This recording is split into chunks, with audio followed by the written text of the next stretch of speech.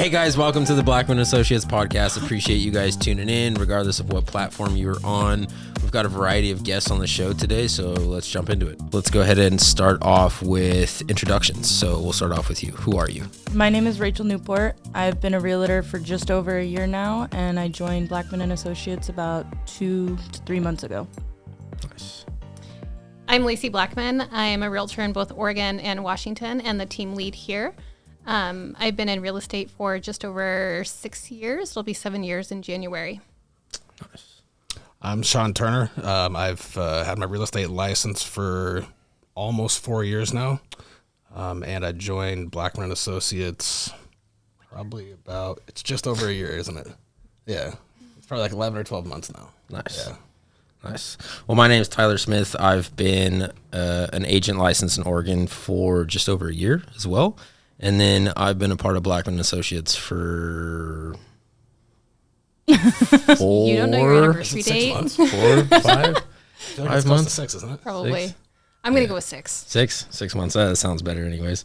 Well, cool. So let's start off with our first topic. And Lacey, I'm going to kick it off with you. So tell the listeners and the viewers what Blackman Associates is and why you chose to create it. So Blackman Associates is a real estate team across Oregon and Washington. We cover a large radius all the way from Portland to Seattle to Walla Walla to the Idaho border over in the Eastern Oregon area.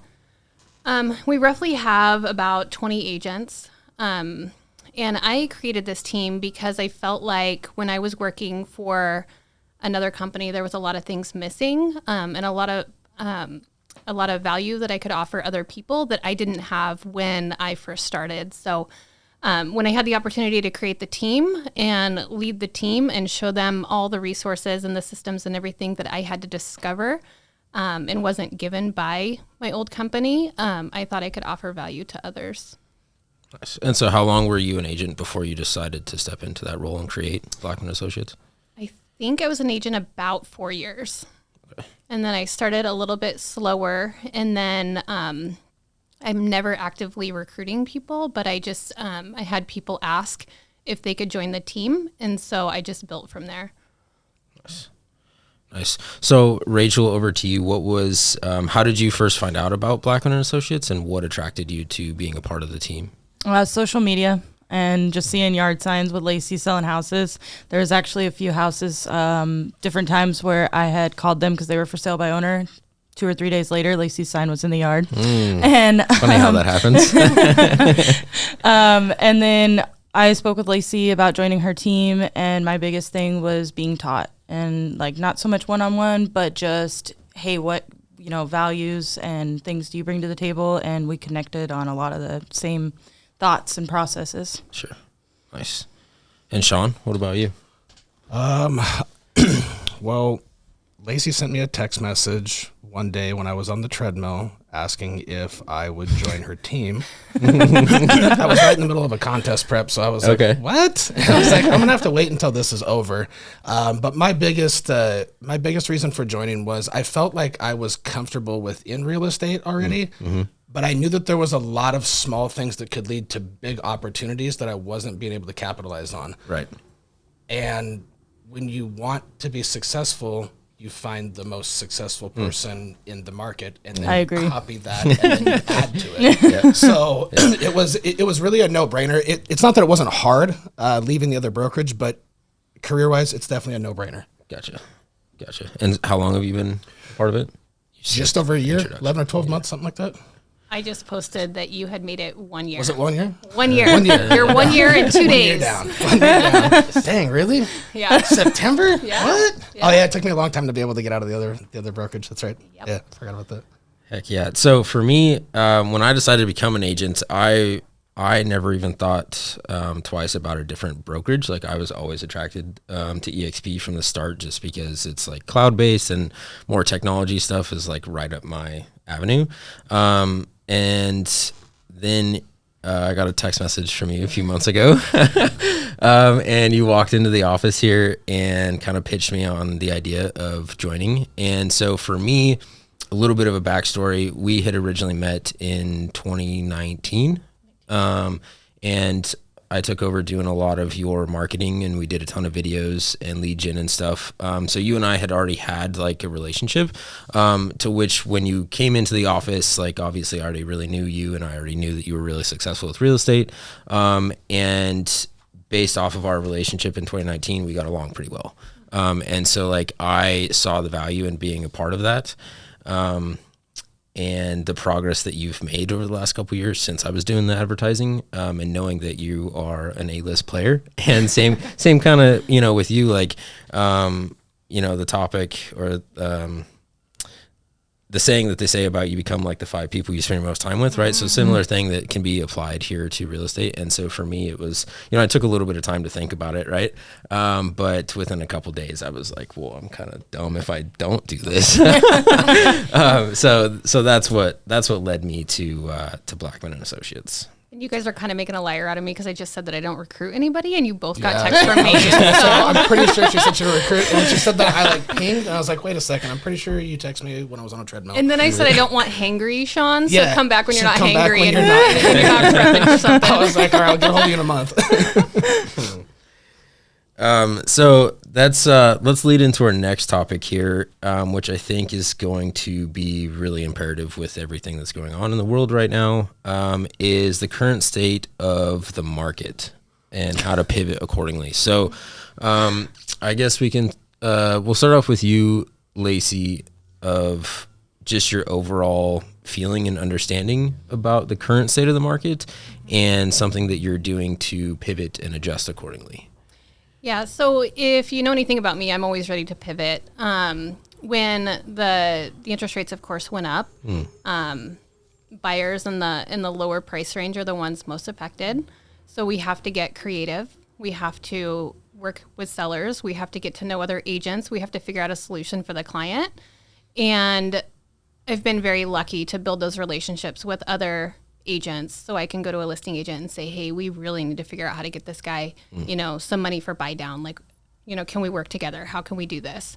And so that I've been very successful with that. I do have a small background in lending, so that helps. And just, working together and trying to figure it out.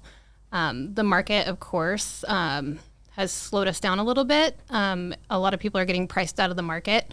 One thing that I am realizing, though, is the interest rates are not affecting the luxury properties. And so that's a good one for us to start targeting. An interest rate usually doesn't affect the rich people. Mm-hmm. So. Right. Especially if they pay cash. So, Sean, over to you. What are some of the things that you're seeing in the market and some things that you're doing personally to tackle? Well, I think Lacey obviously touched on probably the largest portion, that there's still buyers out there. Yeah. You just need to be able to get yourself out there to the public, and you do need to figure out how much do they make. Mm-hmm. Do they make a lot of money? Like, where do they live at?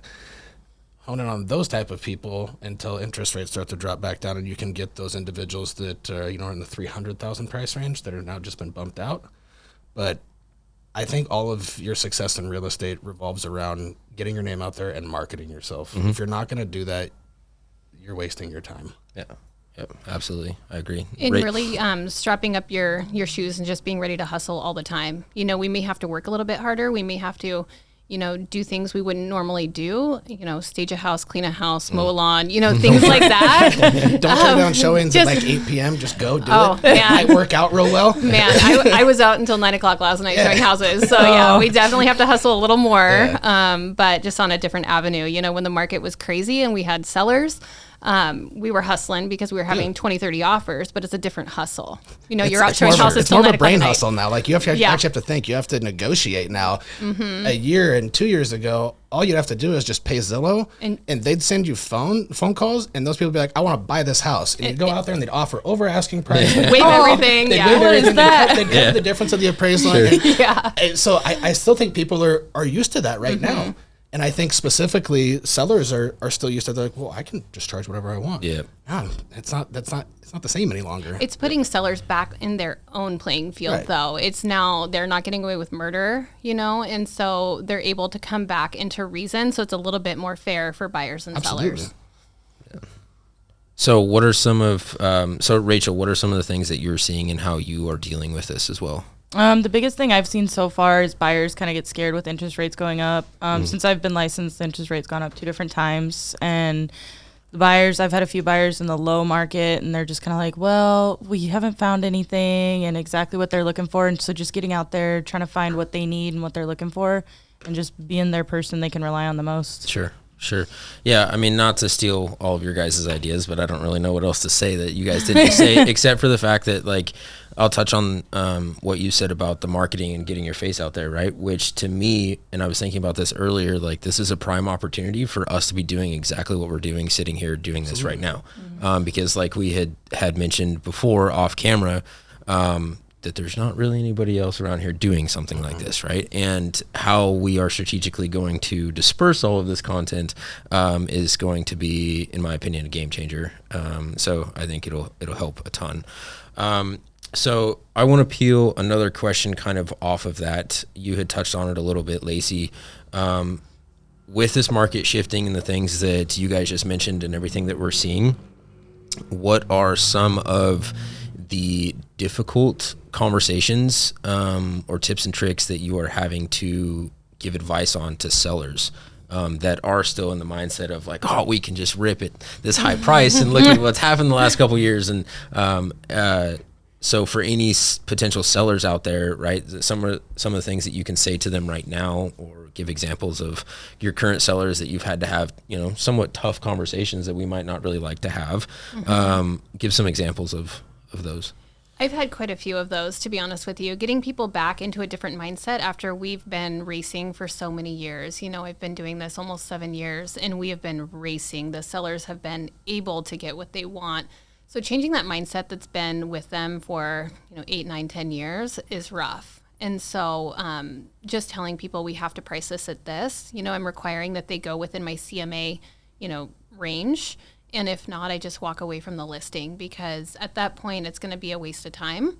And I hate to say that, but, we're the experts and the data I pull is accurate, And so I've had to walk away from some listings and just say, come at me in 30 days after you list for sale by owner. I try to get them to stay within that CMA. And if not, we just don't list it. But other than that, we have to do staging. We have to, have to do all the extras. It has to look perfect for photos. There's no more cell phone photos. Not that I ever did that, but some people do. Some people still do. $1 million homes. I know, and it's very frustrating.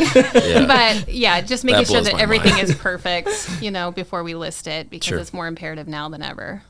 Sure. Sean, what are some of the conversations that you're having with your sellers? So I think probably very similar to what Lacey was stating when she first started, that you're having to bring sellers back into reality.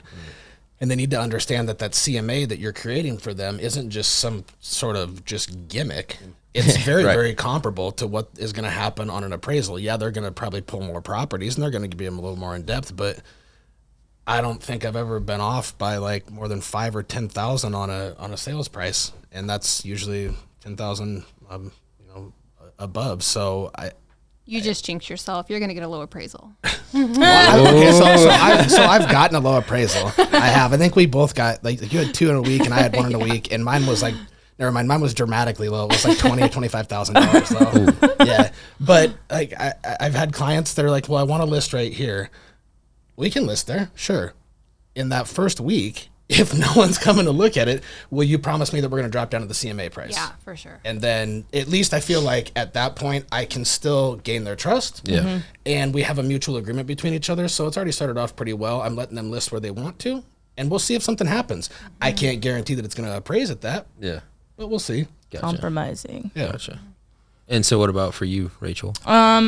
The only thing, like, I have a potential listing, and for the area it's in, for the location and everything, what he's already asking is way over the community's, like, prices, where he's at and all of that. And I've just had several conversations with him, like, listen, the CMA's here. This is what we're looking at. This is, I know you're trying to retire and go away, but this is what it's going to be. And I'm going to take Sean's idea and I'm going to approach him with that. So we're going to see that. Sure. I always tell people that we're not leaving money on the table. So if we price it conservatively, it's going to get bid up. and if we we price don't it make too as much high, money. nobody's coming. And so it's better to just price it, where it's supposed to be and let it get bid up. But there's no way you're leaving money on the table right now. Yeah. Wow. Yeah. So a big thing for me, and I'll go off the importance of being able to be on a team like this. Like, so I have a couple sellers right now, and one of them we're having to drop the price. And so it's imperative for me to be able to have somebody like you that I can like, hey, I get asked a certain question by the seller, like how should I go about dealing with this? I don't know if it's an issue necessarily, but if we need to offer closing costs or drop the price or whatever. Right. And so for me, it is interesting having to have some of those somewhat tough conversations, but it's awesome to be able to rely on a team member that has done a ton of deals and knows how we need to navigate through this. So it's imperative to be able to offer that to your clients of having like, yes, they're getting me as their realtor, but I'm also backed up by the team, absolutely. which is, super crucial. So I think that's really important. For sure. So I think the next topic that we should roll into is the greatest real estate challenge that we have each faced and how we solved it and what we've learned from it. So anyone can start off. I need a second. Okay, I'll go first. Me too. Okay, so I'll start off. I'll start off with mine then, because it's still fresh and it had just happened. So, and I will tell it in a little bit more of a story form than you, maybe, Lacey. But so a couple months ago, I got a listing that was a personal referral, and so I listed it, and within 24 hours, I ended up showing to a buyer who wasn't represented by an agent. So I ended up entering a dual agency, which was interesting. It was my first one. And so without saying too much stuff, it was a very interesting transaction because there ended up being some pretty serious issues and contradictions between myself and the seller that I was representing. And I was learning a ton of new things and was experiencing things that I hadn't experienced prior. And so it was really interesting for me to be able to go through that because the seller was feeling that I was representing the buyer better than I was representing the seller, and then vice versa too, right? Like the buyer was feeling that I was representing the seller. And that puts you in a tough situation because you from within your heart, like you obviously want what's best for both completely, right? And so, and obviously from a legal standpoint, it is our obligation to do that. And so it was interesting, and the seller was, I'll just say difficult. And so it was a learning experience for me to be able to, again, I know I just touched on this, but the importance of having somebody like Lacey on our team, to which then I'll bring in Todd up there in Washington, because he was a huge benefactor for helping me with that. And so it was something where Lacey, you came into the picture and ended up representing the seller, and then I stepped down from representing the buyer or representing the seller and just maintained representing the buyer. So then we were able to, still keep the deal going, and everything closed just a couple weeks ago, which is a huge weight off of both of our shoulders, I'll say. But for me, I think the biggest takeaway from what I learned from that I can carry into next transactions is something like what you and I were just talking about earlier, is the importance of understanding and having the confidence within the contracts. Right. So I think for me, like the hardest part of being a real estate agent is understanding contract to close, like all the contracts, all the legality, all the fine print, You ever read through the whole thing? No. I swear it contradicts when you itself do- halfway through. And when you do, then they update them again. Yeah. Yeah. And I was just Yeah. to get paranoid. I was like, what if I get sued? Yeah. So like filling out a contract would take like an hour and a half. You're like, Yeah.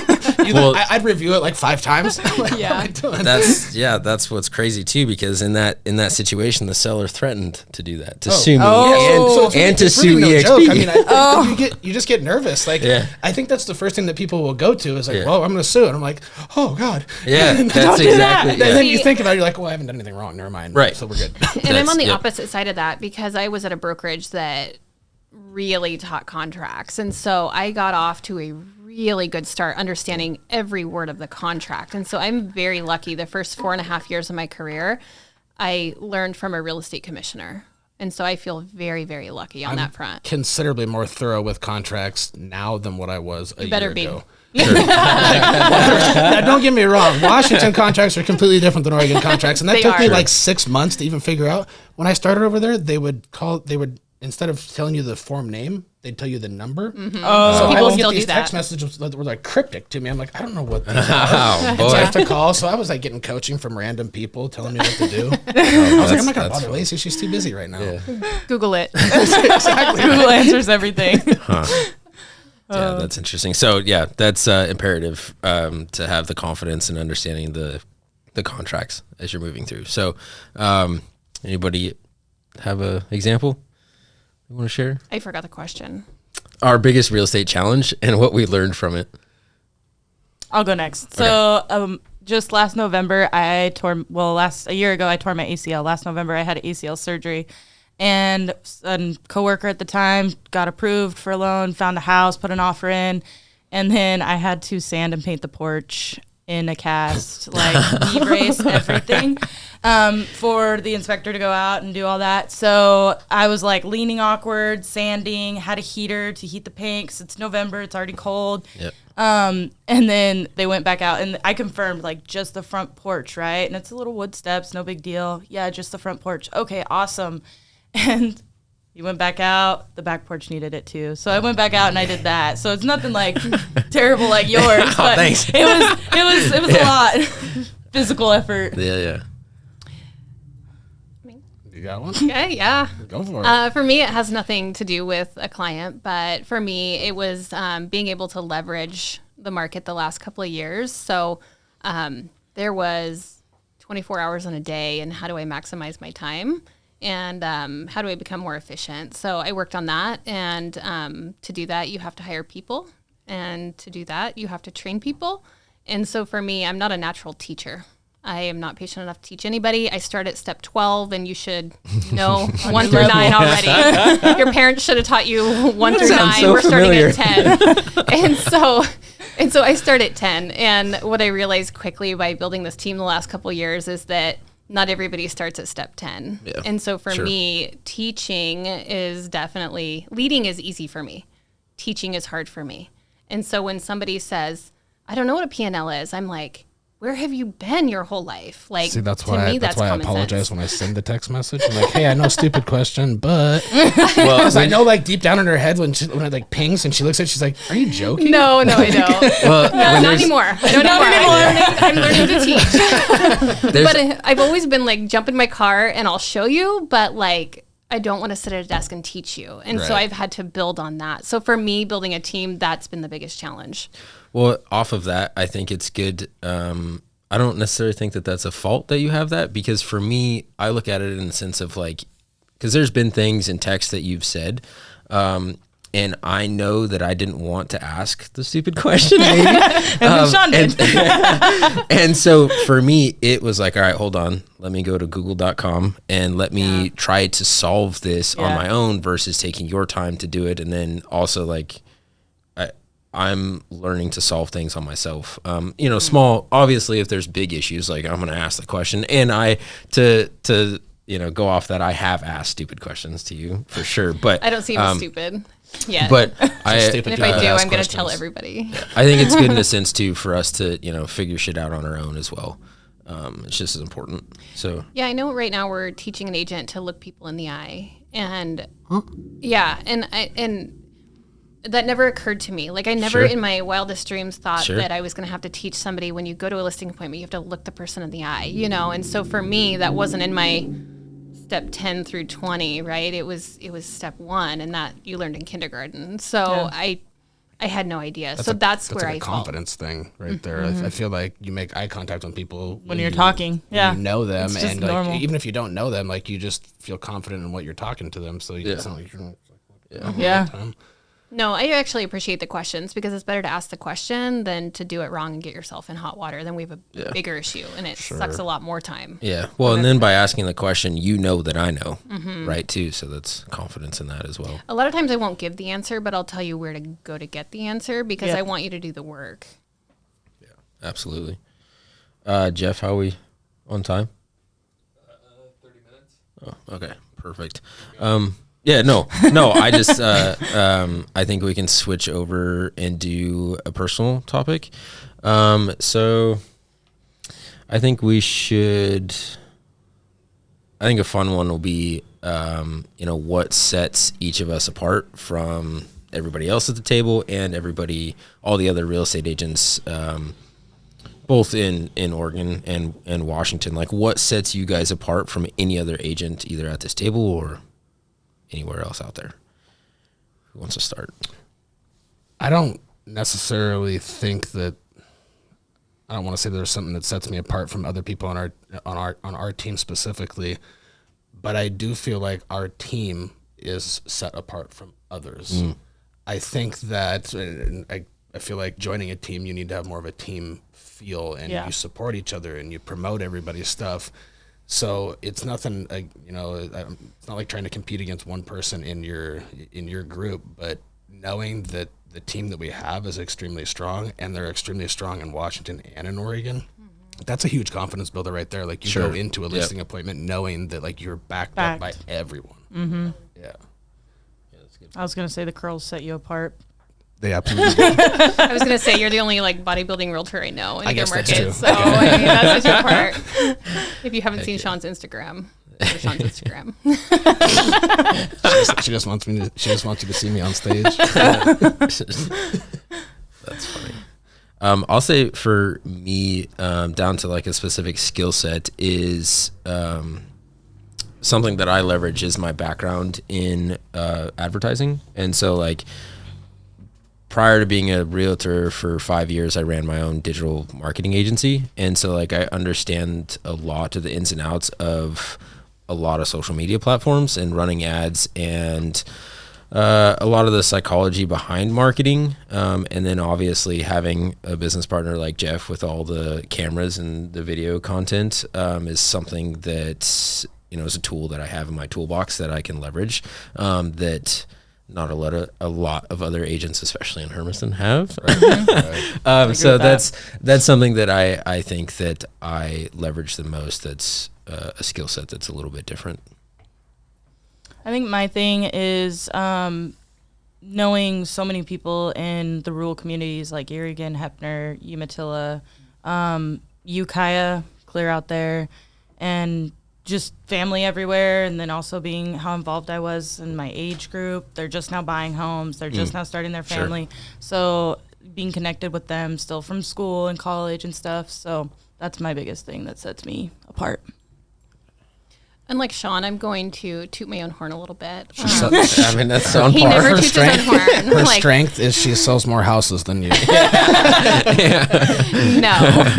No, somebody out there's beating me. I know it. But no, I would say my hustle and my grind. All I know is work and work out. That's all I know. That's all I enjoy. And so I don't enjoy going to events and the Pendleton Roundup. You see Sean's shirt there. He got that last weekend at the Pendleton Roundup. Had a great time. It's great for networking. Yeah, absolutely. I was networking in the Letter Buckroom. If you don't know what that is, look it up. You'll find it. You'll see Sean. Instagram pictures.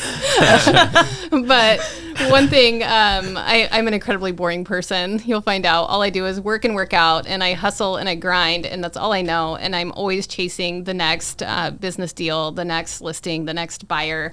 And I get up every day, and I'm absolutely ready to grind all day, every day, 24 hours a day. As long as I have enough coffee, I will do that. And so I don't enjoy downtime, and so that's what I do. Heck yeah. Good. That's 4 topics, Jeff. I don't know if you want to, the more we do, the more you have to cut up and edit. I don't want to come back, so. I mean, certainly can. What's one to do the one? You didn't answer that one, did you? He started it. Oh. What sets us apart? Let's hit one more. It's the you marketing. did. Okay. Yeah. One more? Okay. You do the one that we do outside of real estate, because then Lacey will have a really good answer, I'm sure. I don't. Yeah, because she doesn't do anything. I don't do anything. What do you guys do outside of work? Anything. Nothing. Like well, pestering all you guys. This could Are be. you working? Are you working? Are you working? Bunch of notifications from follow-up Sean. boss coming through. You haven't checked this person in 2 weeks. I'm like, I forgot to check. Sean, follow up. Well, this could be a good one because it's outside of being a realtor. So it's another topic. So for each of you, how, because obviously it's probably pretty well known that real estate can be a very lucrative business. So what do you guys do to invest your money outside of real estate? So the money that you may make from real estate, what are you guys doing to leverage and invest that money? Do you want to go? I feel like yours is going to take like an hour. No. All your Airbnbs. Mine's going to be quick. I haven't had money like for a long period of time, so I'm still earning. Yes. He's lying. Invest. You're lying. I'm lying. You're lying. The guy that puts a $2.5 million house under contract. I was just going to say that. That's a year changer right there. Now we're going to start doing some investing right there. There you go. There you go. There you go.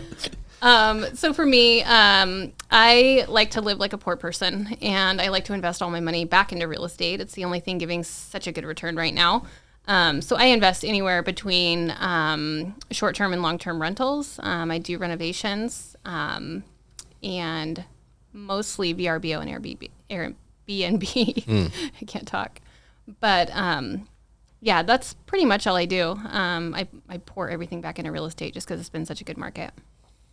Lacey is the only poor person that drives a Tesla. A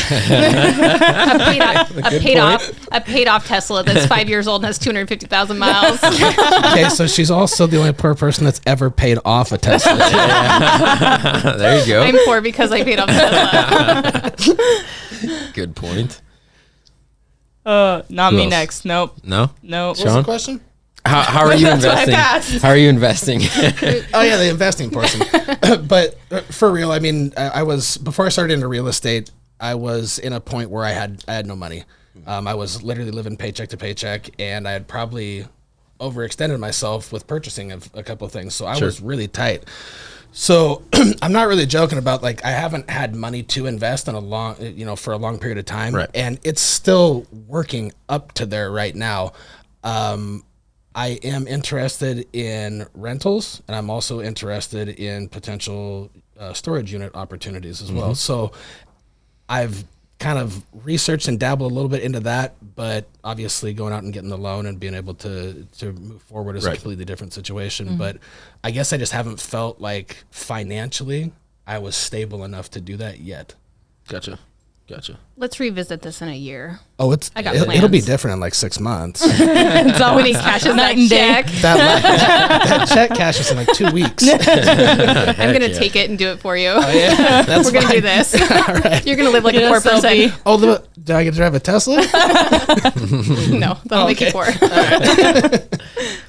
So a couple of things that I utilize money from real estate into is a couple of different businesses that I have. So I also do short-term to long-term rentals through Airbnb and those platforms, specifically more like corporate leasing, corporate stuff. And then, so that's one venture. And then I also own and operate a snowmobile company. So I teach people how to ride sleds. But then I also do like merch and all the social media stuff. And I have another podcast for that as well. And snowmobiling is a very expensive sport. So a lot of the money from real estate goes pays to be boring. And then the third and final thing is still kind of in the startup phase, is crypto mining.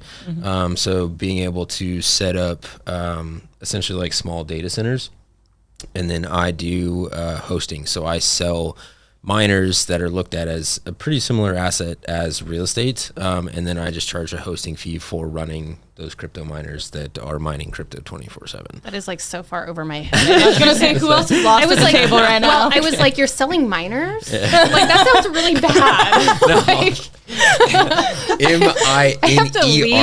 Let's clear that up real quick. She was lost from the start. I was too. I was like, hold up. If it's not real estate, she has no clue about Got it. Yeah, I'm pretty sure. I mean, I don't. I know crypto, and that's It's a standing joke. Edit out that miner part.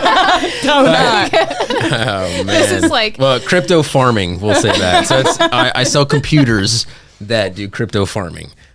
But so How those much are money like do you my make two. selling miners? My That's two. what I want to know. Like real ones or fake man. ones? What are we talking about right now? That's going to get him in a lot of trouble. Okay, well, on to you. Now you can take the floor, Again, Rachel. investing. Okay. So I've only had one transaction and it's technically not even closed yet. So I've made no money from real estate and I've poured more into it. So honestly, my biggest thing right now, like I've looked at storage units. My other thing is because I do have 5 acres outside of Oregon, like an RV park for, rentals, vacationing, things like that. No long-term stays. I managed an RV park one time with long-term stays. No.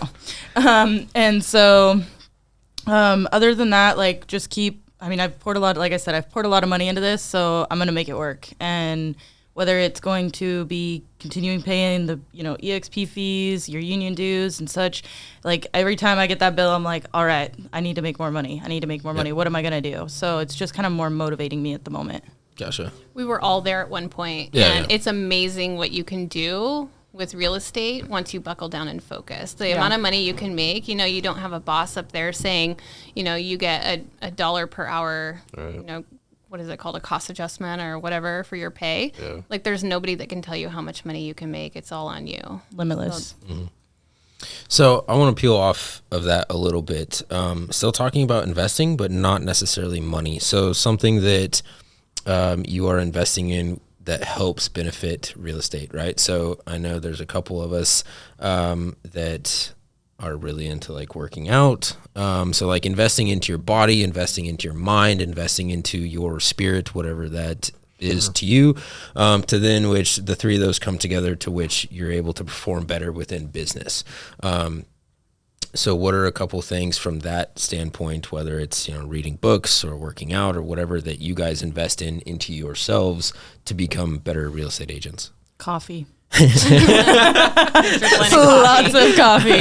I think my biggest thing is marketing, whether I'm out and about, because I play a lot of slow pitch softball. I travel quite a bit and play it. And so I market all the time. Like people ask, what do you do for a living? I used to, even after I got my real estate license, I used to be like, oh, I work at Ranch and Home.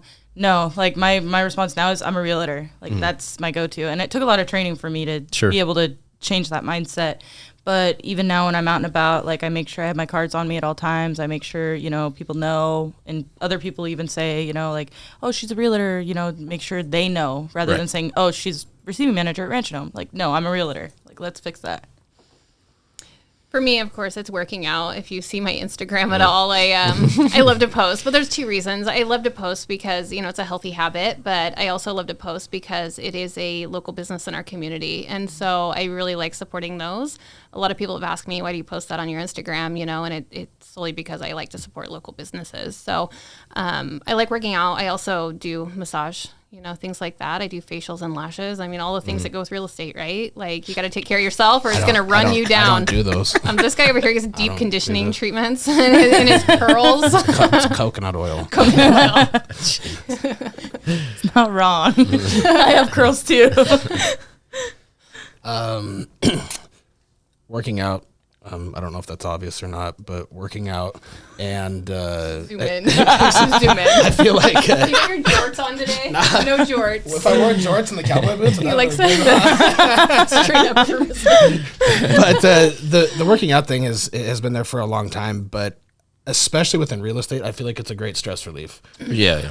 That is my time where I can go there and I don't even think about work whatsoever. Until I ping you on the treadmill. Until she pings me. Well, that was before I started, so now I put her on silent when I'm in there. Do not disturb. That's a huge critical portion of each one of my days is being physically active. I feel like it puts me in a better mindset, Right. and I'm more productive as well. So if I can get a workout done in the morning before everything starts and before everyone's up, number one, I feel more productive than everybody, and number two, my day just seems to move a lot smoother. Like everything just works better. Yeah. And then what we were talking about earlier is, feeling more comfortable with contracts. Yeah. So I finally decided, okay, so since I'm getting all confused with these contracts, let's just sit down and let's read through all of them and see if I can decipher exactly what's going on here. That way I'm more comfortable talking to the client. Running the reps. Yeah. Yep. Same thing in the gym. Exactly. Yeah. And the discipline of the gym, too. Yeah, the discipline of the gym and discipline of diet as well. those two things don't make you money. So I feel like if you are putting effort into that, they do make you money. Don't get me wrong. Health is your wealth. Don't get me wrong. But like, you're not seeing a direct paycheck off of those. Right. So you're basically doing those just to feel better about yourself, and the grind that it takes to take care of that. Yeah. Immediately will go over to your career as well. Career. Yeah, I said that to somebody on our team before. I said, healthy body, healthy mind. 100%. You know, lazy body, lazy mind. And you get into that mindset. Like you said, if you're sleeping in half the day, then, you know, you're lazy. Your mind is lazy the rest of the day. So it makes a huge impact. Should always be finding like a challenge each day, something that you want to focus on each day, maybe even just away from work that's going to better you. And not if you're Lacey, but some of us have like an extra hour out of the day to be able to not do real estate. Yeah. And so like just honing in on a different craft, something that's going to put you around more people. Volunteering, whatever it may be, the more you can market, the better. Yeah. For me, so I look at it, and I kind of mentioned it earlier, but like 4 pillars, right? So MBSB, so mind, body, spirit, business, and paying attention to every single one of those. As the first 3 come together, mind, body, spirit, you can perform better in business. But also the other aspect of it too is like not only in business, but once you are disciplining and performing well with your mindset, with your, your body, working out, and then your spirit, whatever that is to you, the universe, God, whatever that looks like for you, you're performing better in business, but then you're also performing better as a human being. So your relationships with your significant other, your children, your friends, coworkers, whatever it may be, and just within yourself too. So like they all kind of correlate. They all kind of correlate and come together. And so like I spend an immense amount of time on those 3 things because I know the compound effect that's going to pay out in business. I think you have to focus on those each day too, because if you leave one lagging, I feel like it affects every other aspect. It's a trickle-down effect. If I don't work out one day, I mean, I'll take rest days, but if it's like during the week and I'm not working out, my day starts later. Yeah. I just wake up later, which it's not intentional. It's like, oh, well, I don't got to be up for the gym, so I'll just nap for another 30 minutes. Sure. And all of a sudden it's 7 o'clock and you're like. And then you're just dragging, dragging the rest of the day. Yeah. You're like trying to calculate the hours that it's going to take to get everything done. Yeah. And all you needed to do was wake up an hour and a half earlier. And you made a good point. Like the balance of having, like your balance is not the same as my balance. Right. You know, obviously. It's all relative. Yeah. And you have to know your balance because there's one person on our team that says my husband's off at 5 and we do our stuff then. Sure. You know, and so finding out like who can fill in from 5 to 8 for you, you know, and getting those things going so that you can rest your mind with your family. Yeah, absolutely. I do think, maybe not for you, because I don't know how human you are, but I do think that it is really critical to have a work-life balance. Yes. On that same note, it does need to be balanced. You can't be living life and not working, especially in real estate. I mean, the more the work you put in, obviously the more money you're going to make, but it's a career that can lead you to some enjoyable vacations, some great investments and stuff like that. So, yes, absolutely.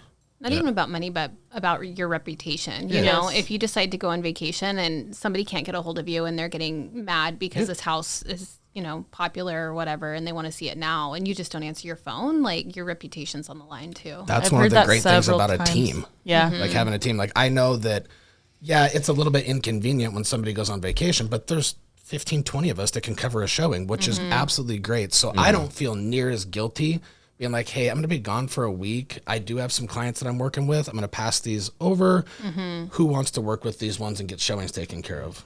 Yeah. When you work by yourself, it's a little different situation. You don't take vacations. So, well, you can if you have the right systems in place. So I have a system in place where I can reroute all my phone calls and I can just leave. I can go on vacation and somebody else is getting all my phone calls and all my text messages, all my emails. Like my systems are so solid that I can unplug at any point in time and not skip a beat. Yeah, absolutely. Well, those are a lot of good points and a lot of good topics. I think we'll wrap this episode up. Listeners and viewers, I appreciate you guys tuning in. You can find us on several different platforms, whether that's Facebook, YouTube, any of the audio platforms. Be sure to subscribe, hit the notification button, because we're going to make this a thing and continue to put out a ton of videos and audio clips and stuff. So definitely be sure to follow Blackman Associates. And in the description, I will have every agent's social media handle. So be sure to follow our guests there today. And we'll see you guys on the next episode.